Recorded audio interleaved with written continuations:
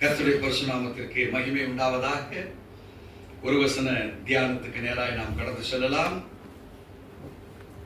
எபேசியர் நிருபம் 5ஆம் அதிகாரம் 17வது வசனம், பக்கம் புதிய ஏற்பாட்டில் 268 இப்படியாய் சொல்லுகிறது: ஆகையால் நீங்கள் மதியற்றவர்களாய் இராமல் கர்த்தருடைய சித்தம் என்னதென்று உணர்ந்து கொள்ளுங்கள். ஒரு கிறிஸ்தவனுடைய வாழ்வே முதலாவது நாம் யாரா இருக்கக்கூடாது? மதியற்றவர்களாய். அப்போ மதி உள்ளவர்கள், அப்ப நம்ம பிரித்தெடுக்கப்பட்டவர்கள் என்று அர்த்தம். அப்போ உலகம் முழுவதும் இந்த நெகட்டிவ் வைப்ரேஷன்ஸ்ல இருக்கிறதுனால இந்த உலகத்துல நாம் பார்க்கிற காரியங்கள், பேசுகிற காரியங்கள், சிந்திக்கிற காரியங்கள், நடைமுறை வாழ்க்கை, நம்ம பார்க்கிற பணம், பொருள்கள், ஆஸ்திகள், அந்தஸ்து, இது எல்லாமே ஒரு நெகட்டிவ் வைப்ரேஷன் தான் இன்னைக்கு உலகம் போயிட்டு இருக்கு. அது மனிதனுடைய வாழ்வை மிக மிக மிக அதிகமாய் மதியற்ற நிலைக்கு சம்பாதிக்கிறதுக்கு இந்த வழியில போனா எக்ஸ்ட்ரா கிடைக்குமா, இல்லது தான் நினைச்சது காரியம் நிறைவேறணும், இவன் கெட்டவனா இருந்தாலும் பரவாயில்ல, இவனோடு கூட கூட்டணியை வச்சு இதுல ஜெயிக்க முடியுமா? சோ மைண்ட் தாட் எங்க போயிடுதுன்னு கேட்டீங்கன்னா டோட்டலி நெகட்டிவ்க்கு போயிடுது. காரணம், இன்னைக்கு போட்டியாளர்கள், ஜெயிச்சவர்கள், இவர்கள்லாம் யாருன்னு பாத்தீங்கன்னா நெகட்டிவ்ல தான் ஜெயிச்சிருப்பாங்க. அநேகர் ஒரு நல்லதை செய்து நல்லது மூலமாக ஜெயிச்சவர்கள் மிக கம்மி. யாருக்கிட்ட பணமும் பொருளும் ஆஸ்தியா இருக்குதுன்னு உங்க கண்கள் காண்கின்றது என்றால் ஒரு நெகட்டிவ் வைப்ரேஷன் இருக்கிறவங்க தான் பணம் அதிகமா இருக்கு, அவனுக்கு மதிப்பு ஜாஸ்தியா இருக்கு, அவனுடைய வேல்யூவேஷன் ஜாஸ்தியா இருக்கு. ஆனா நாம இன்னசென்ட்டா இருக்கோம், நம்ம கிட்ட அவனை மாதிரி நமக்கு நடக்க தெரியல, அதனால நம்மளால உயர முடியல. ஆனா ஆண்டவர் சொல்லுகிறாரு, நம்முடைய வெற்றி வாய்ப்புகள் ஏன் குறைவென்றால் மதியற்றவர்களாய் இருக்கிற ஒரு சஞ்சலமும் தவிப்பும் தான். இப்ப அவர் சொல்றாரு, கர்த்தருடைய சித்தம் இன்னதென்று உணர்ந்து கொள்ளுங்கள். சோ டோட்டலி வேர்ல்டினுடைய அப்ரோச் கிடையாது உங்களுக்கும் எனக்கும். நமக்கு போட்டியோ பொறாமையோ, எதிராளி எப்படி, பக்கத்தில் உள்ளவன் எப்படி, நம்மளோட உறவுல இருக்கிற சொந்தம் எப்படி, பந்தங்கள் எப்படி, இதெல்லாம் நம்ம கால்குலேஷனே கிடையாது. நமக்கு டோட்டலி வேற. இப்போ அவர் சொல்லுகிற வாழ்க்கை என்ன? அதனுடைய வாழ்க்கையை சொல்லுகிறது, நீ மதியற்றவளா இருந்தா துன்மார்க்கத்திற்கு ஏதுவாக இருப்பீங்க. 18வது வசனம் அப்படிதான் சொல்லுகிறது, துன்மார்க்கத்திற்கு ஏதுவான மதுவான வெறி இல்லாமல் ஆவியினாலே நிறைந்து. அப்போ மதியற்ற நிலை எதை குறிக்கிறது என்றால் துன்மார்க்கமான மது கொண்டிருக்கிற ஒரு தெய்வீகமற்ற நிலையை அது குறிக்கிறது. அப்ப தெய்வீக நிலை என்ன?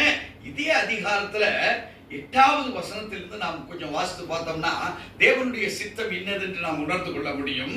8வது வாசிக்கிறேன். முற்காலத்தில் நீங்கள் அந்தகாரமாய் இருந்தீர்கள், இப்பொழுதோ கர்த்தருக்குள் வெளிச்சமாய் இருக்கிறீர்கள். நம்மள முதலாவது சொல்லுகிறார் மதியற்ற நிலை, அடுத்தது மதுபான வெறி, துன்மார்க்கங்கள், இவைகள் எல்லாம் நம்முடைய வாழ்க்கையில எப்படி இருந்தா அந்தகாரத்தின் கிரியைகளாக, அது அந்தகாரமாய் இருந்ததற்கு அடையாளமாக நம்முடைய வாழ்க்கை இருந்தது. ஆனா இப்ப ரட்சிக்கப்பட்டிருக்கிற ஒரு கிறிஸ்துவனுடைய வாழ்க்கை உங்களுக்குள் இருக்குமானால் அது கர்த்தருக்குள் வெளிச்சமாய் இருக்கிறீர்கள் என்கிற உணர்வு அடிப்படையில் நம்ம வாழ நம்ம சிந்தையை மாற்றணும். சோ எதிராளி பணம், எதிராளி பொருள், எதிராளியுடைய ஆஸ்திகள், அவன் வைத்திருக்கிற நிலபுலங்கள், அவன் வைத்திருக்கிற வாகனங்கள் உன் கண்ணுக்கு வரவே கூடாது. அவன் நல்லா இருக்கானா, ஆண்டவரே ஏதோ ஒண்ணு நல்லா இருக்கா, அவன் நல்லா இருக்கட்டும், அவனுக்கு குறையா இருந்தா கூட அந்த குறைகளை அகற்றி அவன் நல்லா இருக்கிறவனா மாத்துங்க ஆண்டவரே. ஆனா நம்முடைய கண்கள்ல அவன் எப்படி ஆனா என்பது நம்முடைய கணக்கு கிடையாது. ஆனா பிசாசு என்ன பண்ணும், இந்த நெகட்டிவ் வைப்ரேஷன் என்ன பண்ணும், அவனுடைய வளர்ச்சியை குறித்து உனக்கு ஒரு நெகட்டிவ் வைப்ரேஷனை கொடுத்துக்கிட்டே இருக்கும். இது என்ன செய்யுதுன்னா உங்க மனம் வேற மாதிரி மாறுது. உங்க மனம் தேவனுடைய வெளிச்சத்துக்கு பதிலாக மதுபான வெறி கொண்டதும் துன்மார்க்கத்தினால் நிறைஞ்சிக்கிட்டே நம்ம மைண்டையும் நம்முடைய ஆத்மாவையும் நிரப்பிக்கிட்டு இருக்கிறான் பிசாசு. எப்படி வேணா வரவான். அவன் சொந்தம் வரலாம், பந்தத்துல வரலாம், வியாபாரத்துல வரலாம், கூட பழகின நண்பர்களோடு கூட வரலாம். அவனுக்கு என்னன்னா நீங்க கிறிஸ்துவுக்குள் வளருகிறது அவனுக்கு பிடிக்காது. அவன் குடும்பத்துக்குள் நுழைய ஆரம்பிச்சுட்டான்னா யார் மூலம் வேணுமானும் அந்த நஷ்டத்தை கொண்டு வருகிற பவர், அத்தாரிட்டி அவன் கையில இருக்கு. ஆனா அந்த அத்தாரிட்டியை ஜெயிக்கணும்னா இந்த 8வது வசனம் சொல்வது, இப்பொழுதோ கர்த்தருக்குள் வெளிச்சமாய் இருக்கிறீர்கள், வெளிச்சத்தின் பிள்ளையாய் நடந்து கொள்ளுங்கள். அப்போ வெளிச்சத்தின் பிள்ளையாய் நாம் நடந்து கொள்ள வேண்டுமானால் எப்படி அது நடந்து கொள்வது? ஆண்டவரே வெறும் வெளிச்சம் சொல்றீங்க, நான் எப்படி நடக்கிறது எனக்கு தெரியாது. நான் ஒரு ஜஸ்ட் a believer. ஆண்டவரை ஏற்றுக்கொண்டிருக்கிற ஒரு மகன் ஒரு மகள், அவ்வளவுதான் எனக்கு தெரியும். ஆனா சிம்பிளா சொல்றீங்க, நீங்க யாரா இருக்கணும்? வெளிச்சத்தின் பிள்ளைகளாக இருக்கணும். ஆண்டவரே எனக்கு அதை பத்தி ஒண்ணுமே தெரியும். எபேசியர்ல மறுபடியும் அந்த நிருபத்துல சொல்லுகிறார் அப்போஸ்தலனாகிய பவுல், ஆவியின் கனி சகல நற்குணத்திலும் நீதியிலும் உண்மையிலும் ஆதி விளங்கும். இப்ப இந்த வெளிச்சம் எங்க இருக்குன்னு கேட்டீங்கன்னா ஆவியின் கனி அதுக்குள்ள இருக்கு. உங்க ரட்சிப்பு எங்க இருந்து வந்தது? விசுவாசத்தினாலும் அவருடைய கிருபையினாலும். நீங்க அறிக்கையிட்டதுனால நீங்க என்னவா மாறிட்டீங்க? விசுவாசிகளாய் மாறிட்டீங்க. சோ விசுவாசமாய் ஏற்றுக்கொண்ட அவர் உங்களுக்கு என்ன செய்கிறார் என்பது நீங்க விசுவாசத்தோடு கூட செயல்படுவதற்கு அவர் இடத்துல நீங்க கேட்கிறாய் மாறுகிற பொழுது அவர் சொல்கிறார், தம்பி அது ஆவியின் கனி, அது சகலவிதமான நற்குணத்திலும் சகலவிதமான நீதியிலும் சகலவிதமான உண்மையிலும் அது உனக்கு விளங்கும். not 1 or 2, not 50%, not 75%, not 99%. அது உன்னை என்ன செய்து? சகலவிதமான, in all the activities. உன்னுடைய நடைமுறை வாழ்க்கைய நீ அந்தகாரமாய் இருந்த, மது மயக்கத்தினால் இருந்தோம், நம்முடைய வாழ்வு மதியற்றதாய் இருந்தது, தேவனுடைய சித்தம் என்ன என்று உணராதவர்களாய் இருந்தோம். But when the light came, ஆண்டவர் இந்த வெளிச்சத்தை இந்த பூமிக்கு கொடுத்தார்னா இந்த பூமியில் இருந்த அந்த வெளிச்சத்தின் மண்ணில தான் உன்னை என்னை உருவாக்கினார். தேவச்சனமே, நாம் அடையாளங்களாய் இருக்கிறோம் என்பதை நாம் மறந்து இருக்கிறோம். நாம் அற்புதங்களாய் இருக்கிறோம் என்பதை நாம் மறந்து இருக்கிறோம். ஆண்டவர் சொல்றாரு, இந்த மதியற்ற நிலையை நீங்க தூக்கி போடுங்க, மறந்து இருக்கிற இந்த நிலையை தூக்கி போடுங்க. It is the spirit of ignorance. அது அறியாமையின் கற்று நம்முடைய வாழ்விலே. ஏனென்றால் இந்த வேதத்தினுடைய ஆய்வுக்கு நாம் இன்னும் சரியாய் ஒப்பு கொடுக்கப்படவில்லை. இது ஒரு தராசாக இருந்து என்ன பார்க்குது என்பதை நாம் மதியற்ற நிலையில் இருக்கிறோம். வருது இந்த வசனத்திலே வருது அந்த அர்த்தங்கள்லாம். சோ ஒரு பெரிய ஒரு லைஃப் சேஞ்சிங் இன்ஸ்ட்ருமெண்ட் தான் தேவனுடைய ஒரு வார்த்தை. இங்கே அவருடைய வார்த்தை சொல்லுகிறது 10வது வசனத்துல, கர்த்தருக்கு பிரியமாய் இருப்பது அது கர்த்தருக்கு பிரியமானது என்று அறிந்து அது எப்படி இன்னதென்று நீங்கள் சோதித்து பாருங்கள். so you predict, அதை கண்டுபிடிங்க. prediction, அதை கண்டுபிடிக்கிறவர்களாய் மாறுங்க. வேதத்தை வாசித்து தூக்கி போட்டு போறதுக்கு இல்ல, மடிச்சு வச்சிட்டு போறதுக்கு இல்ல. it should react with us. நம்ம மைண்டோட அது என்ன செய்யணும்?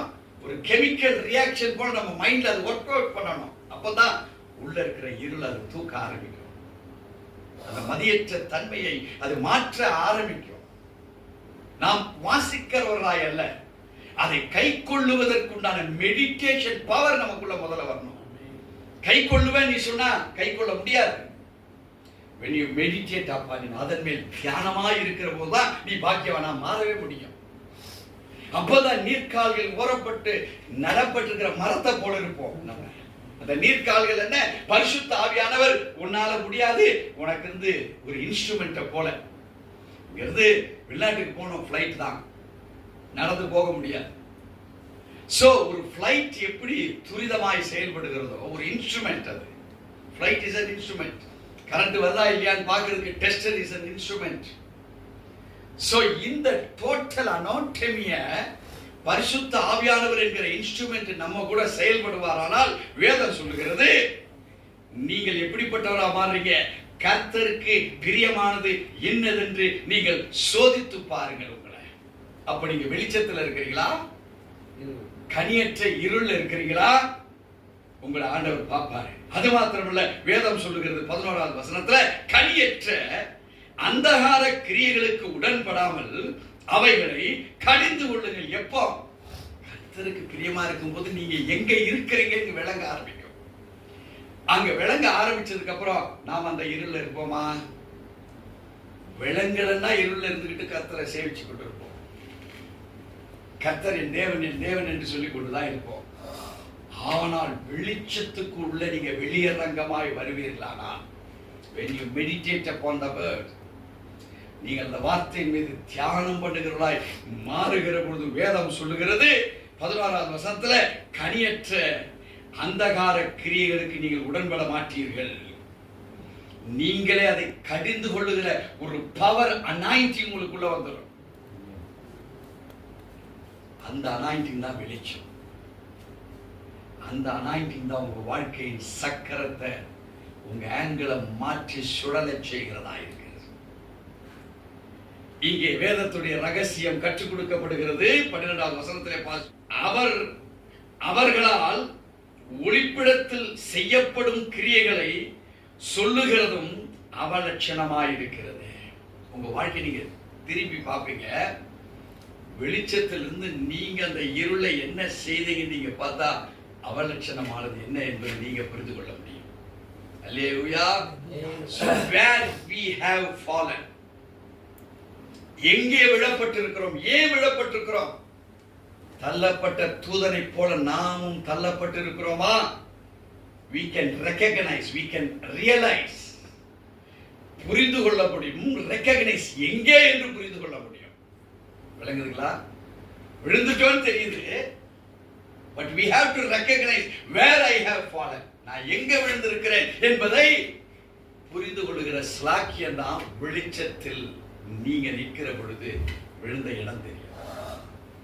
அதைத்தான் நீங்க ரொம்ப சூட்சமா அப்போஸ்தலனாகிய பவுல் சொல்கிறார், அவர்களால் ஒளிப்பிடத்தில் செய்யப்படும் கிரியைகளை சொல்லுகிறதும் அவலட்சணமா இருக்குது. நீங்களே உங்களை சிந்திச்சு பார்ப்போம். வெட்கப்படுவோம் நம்ம.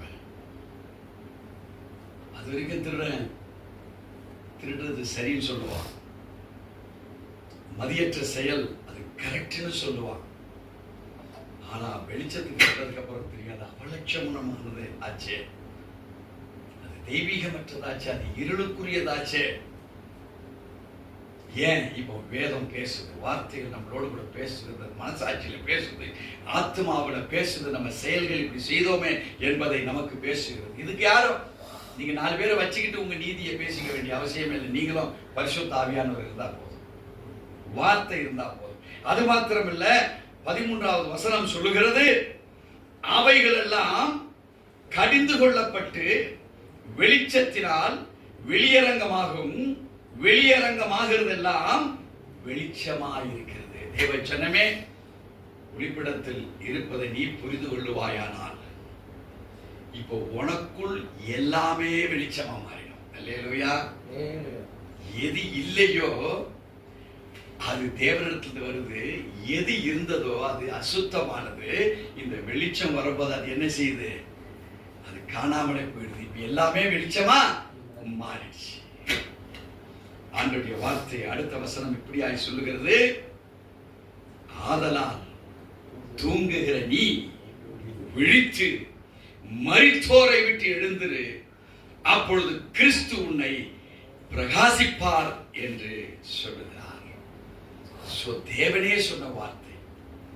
அப்போ நீ அந்தகாரத்திலும் துன்மார்க்கத்திலும் மதியற்ற காரியங்களிலும் மதுபான வெறியோடு கூட வாழ்ந்து கொண்டிருந்த வாழ்க்கை தான் நீ கனி உள்ளவளாய் மாறுகிற பொழுது, where I have slipped down, where I was against God, against the light, where I was merged with the darkness, நான் வெளிச்சத்துக்கு விரோதமாக இருளோடு கூட எங்க கூட்டணி வச்சிருந்தேன், now with the fruit of the Lord, தேவனுடைய கனியோடு கூட இணைக்கப்பட்டு தேவனோடு கூட வெளிச்சத்துக்குள் இருந்து நான் வெளியே இருந்து பார்க்கிற பொழுது வெளியரங்கமாய் செயல்பட்டவைகள் என் மனசாட்சிக்கு இப்போ இருள் இருந்து செய்தது எனக்கு இப்போ தெரியுது.